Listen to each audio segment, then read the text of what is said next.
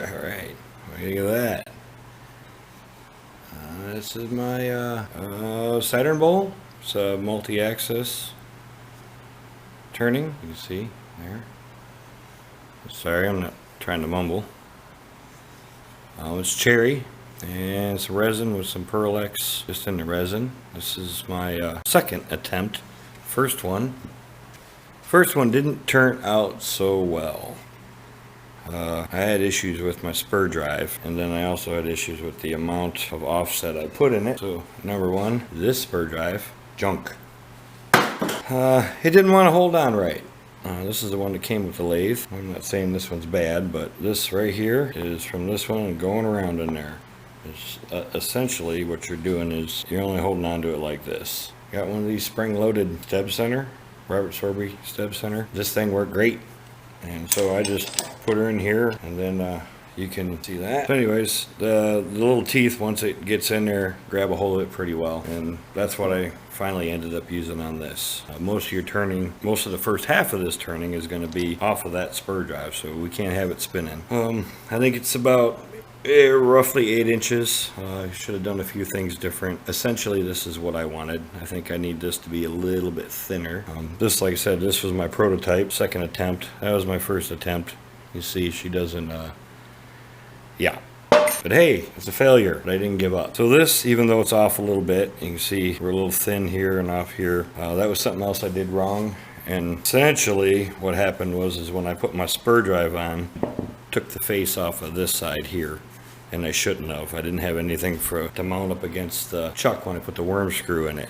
So as I tightened it down, it pulled it down on the other axis, which I didn't need. I should have left it something like this so my chuck had something to hit flat and it held it where I needed it to be. Minor details. I just shimmed it a little bit. Obviously I was close, but not close enough. But I did succeed. This is what I wanted, even though it's not perfect. There it is. So we'll get started on this. Like I said, this is cherry, normal cherry. It's a native species here in Michigan. You can go through the rounding it out or whatever you want. I just used I got my homemade super duper cheap center finder here, and I just kind of run around, so I'm roughly 8 inches all the way around, so I'm in the center. I did the same thing on both sides, so that's going to be my center point. This one here is my second axis, which we're going to work off of first. And on the other side of this is actually on the same side, but when you flip it, it's on the other side. So you take it from we want to go with like center here, and then you move it to this one here, bringing the other one up, which gives you the ring. And we will, we'll cut the ring. So we want our ring section like that, somewhere in there, and something like that. So our ring's going to be here. We're going to come down, probably shape the bottom of the bowl to a certain extent, and bring this out. Cut the grooves for the resin. Like I said, I'm going to leave in here. This was a mistake that I did that actually I like. So happy mistake. I'm going to leave me another piece of wood in here instead of doing 2 different pours like I did on this one to get the clear ring. I'm going to do the clear with a piece of wood or a piece of the cherry. So I'm going to leave a ridge in here and then pour these like that with another ridge in the wood. And that way I can do it all in one shot. I don't have to take so many days to get this done because, you know, I had 2 days of resin pouring and curing, you know, plus the amount of time of me messing with it. This one shouldn't take that long. I've already conquered all the demons here, hopefully. Anyways, like I said, this is basically a parallel line across it and down the other side. You can do this on square material. It'll probably work easier because you can corner to corner, and then you have your straight lines, and you can transfer that all the way around to the other side. But essentially you're going to do the same thing. You're going to put that other hole. Spacing here may vary depending on how far out you're going. Now I'm only going 8 inches. This one I went 3/8 of an inch on this offset, which threw it way off. So really by the time I got done, my rings were almost on the table, and I didn't really quite want that, so I backed this up to 1/4 inch and then a 1/4 inch on that side, which is a 1/2 inch here at the middle. But you know, the further you get away from center, the further out that center is, and I've only got what, 3 inches to play with here. So we'll go from there. I'm gonna get this chucked up. All right, so anyways, we'll go at 250 at the moment, so you can see where my center line is gonna kind of be here. Yeah, it's a little wobbly, isn't it? A little intimidating, but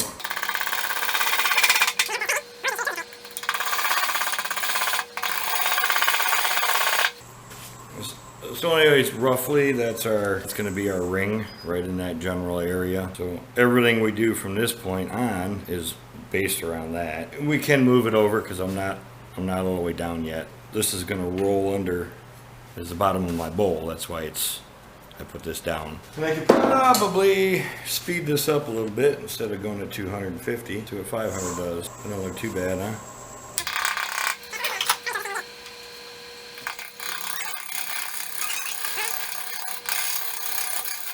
Anything spun.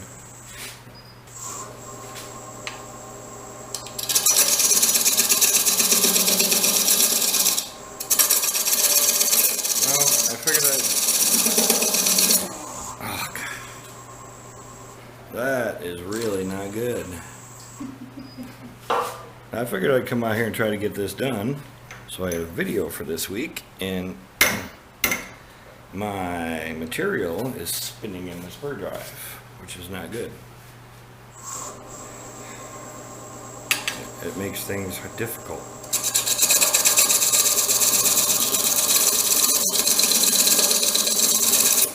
See?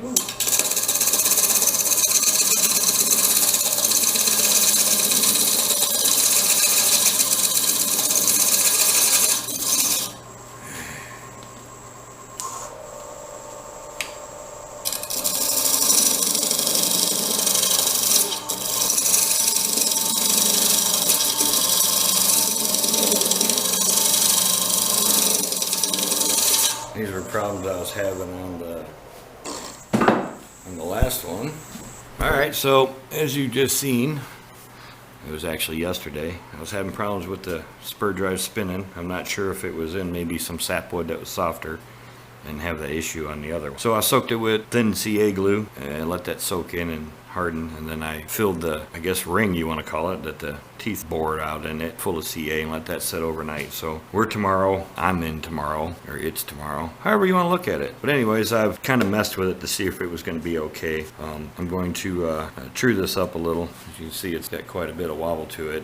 We'll draw some lines with the pencils, establish where we want our ring to be, and I'll go for there, and hopefully down in here stays like it is so that I can finish this project. If not, I may turn it around and go from the other way. Maybe this is a bit harder on this side. I figured I was going to turn that off as I shaped the bowl, but I could have left it either way. It's all trial and error. I'm a rookie.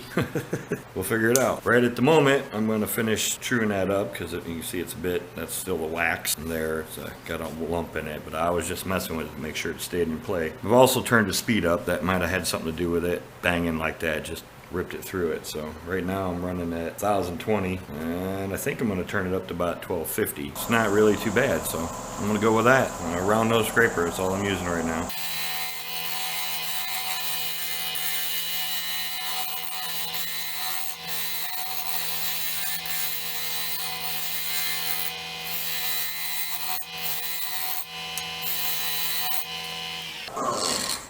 So I'm not totally all the way there, but like I said, this is gonna come down. We're gonna leave, I don't know, an inch or an inch and a half, 2 inches down. We can only go so far. The tailstock here actually gets in the way from cutting the release for the resin, so I can only go so far down, and I have to stop at that point. Can't get past this. It's too hard to cut. All right, so we are roughly 3 inches. So 1.5 inches should be our center point, right about there. Kind of right about where I want my ring. That looks pretty good. So you need enough to put the resin in for air bubbles to dissipate, so you're gonna have that little bit of left. So I'm gonna go with something like that. So this is gonna be where my ring is. So that leaves, you see what it leaves. You know, we're cut into here. It leaves enough to the bowl, but you can't really mess with these surfaces until you're on the other axis, and we don't want it to actually sit on the ring. All I used is pretty much a parting tool. This line right here, the Sharpie marker line, was actually how far I'd cut into the the other one, which I left that ring too big. So I won't cut in that far with this one, because you can see obviously I'll be through the other side of it. But I think that ring is too big, and it was my prototype, so I got to learn from the mistakes I did on that.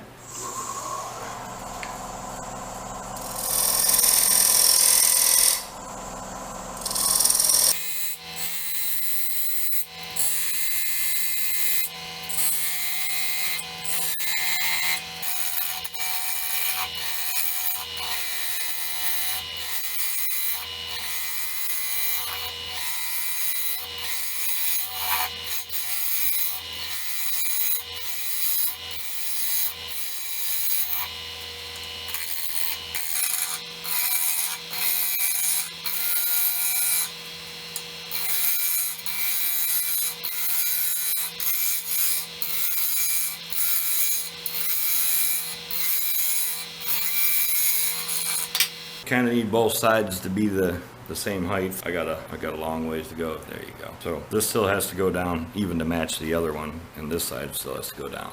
They both need to be the same, so it looks like it just goes through the ring, because we are going to put clear between here, and then I think I'm going to leave wood on this between the two, better defining the line between the rings and the planet bowl. Finish it. Everything, we have to finish everything here before we can flip axes and finish the bottom and hollow out the bowl.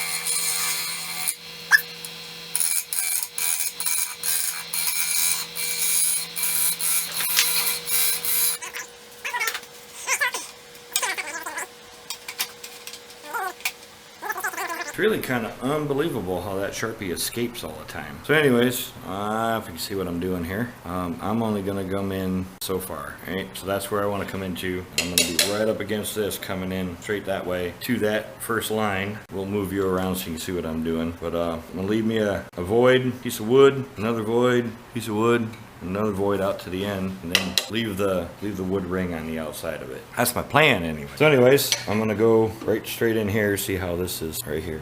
That's what I'm dealing with. I got like an inch in there. I'm gonna go in to that first Sharpie line that I just put on there. We'll go leaving the outer. I thought I needed a definition between the Pearl X and just the plain clear. So I'm gonna hollow that out, and just make a cut in there, I guess. But these lines are all just rough guesstimates.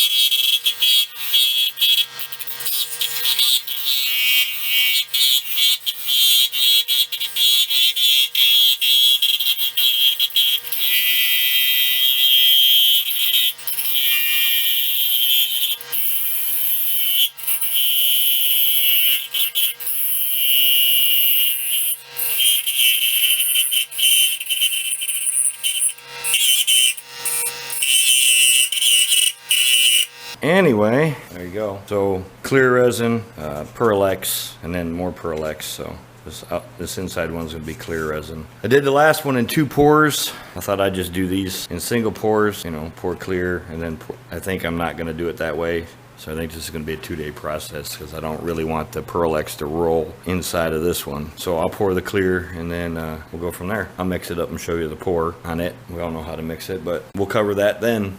Alright, so one other thing before we take this off here is I forgot to tell you. I marked it. I don't know if you actually need to, but I marked one of these teeth so that I can put it back in the exact same place it is. Because, you know, we don't want to have to, I don't know how many teeth are on that thing. Can you imagine trying to find where the center is on that again? So I pre-marked it. that's where my center, or on that axis, that tooth, that line, and everything should line back up when I put it back on here. Okay, so y'all know what I'm gonna do.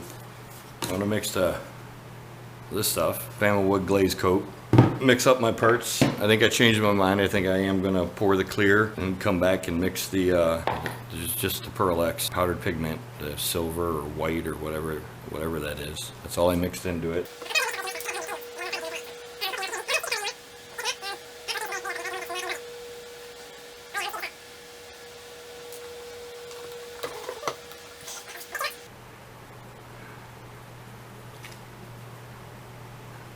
You know, I don't know if you can see how swirly it is.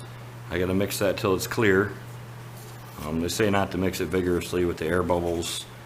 You get less that way. I have a pressure pot. Doesn't always remove the air bubbles, but I'm impatient. So scrape the edges, scrape the tongue depressor, or lolly stick as they call it in the UK.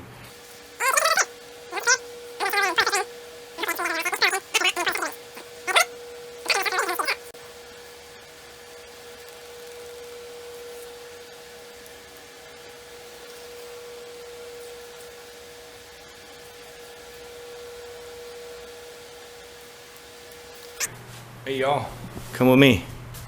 Going right over. Oh, and you can't see, can you? How about, it appears you can see now. I want to pour this front ring without pouring it in the other one. Y'all are in my way. I can't see. I need some more over there.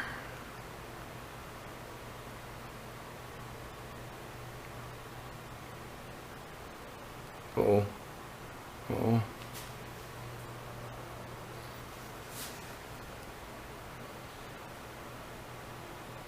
Alright, I didn't put as much mica powder in as I did last time, so.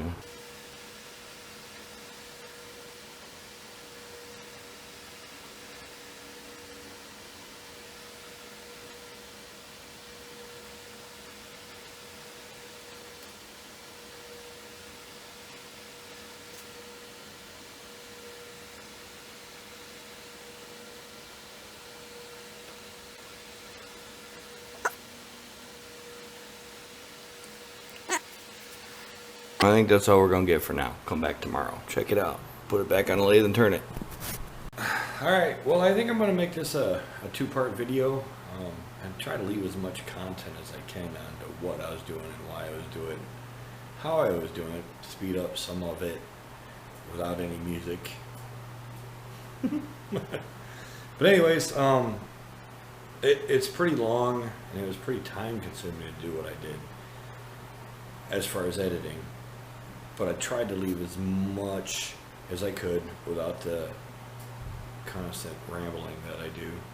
Apparently I didn't realize I did that much because most of the time I just speed it up. So it was a whole lot of frame by frame almost. But anyways, hope you all enjoy it. And I'll get the rest of it edited and put up for next week's video.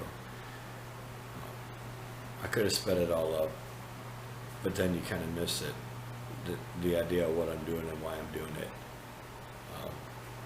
There was 2 other videos for this. I think I can't remember the names off the top of my head. Robbie the Woodturner was one of them. He did a variation of it, and then oh, I don't remember his name. Miguel Sanchez, I believe is his name. He did 2 different videos for it. One was in Spanish, but he was nice enough to do it into English also. So that's what I'm based on, those 2 videos. They were the only 2 I could find with the idea that I wanted to do with offsetting the ring on an angle like I did. Yeah, I could have made it easy and just did a ring straight around the bowl, but nope, I can't ever do anything easy. I always got to do it the hard way. I'm pretty happy with the results, and I hope you are. Hope you're happy with this video. If you like it, give me a thumbs up. If you don't like it, give it a thumbs down, comment, whatever you got to do. Please like, share, subscribe. Helps me out. I hadn't intended for my channel to be going where it's going. it's pretty much defining itself. So I appreciate your support. And for those of you that are just joining me, thank you for joining. Those of you that are still with me, thank you for sticking around, because I am a rookie at all of this. So hopefully you like it, and we'll see you next week. One other thing before I go, I've been talking with a young man in Canada. He's got a channel, I believe is Woodturner Ky, Woodturner Ky, K-Y. I'm not going to try to mutilate your last name, buddy. I couldn't even pronounce it if I wanted to. But anyways, I'm going to put a link below for his channel. He does some pretty interesting things. Kind of a newcomer like me. Nice guy. So you run over there and check him out.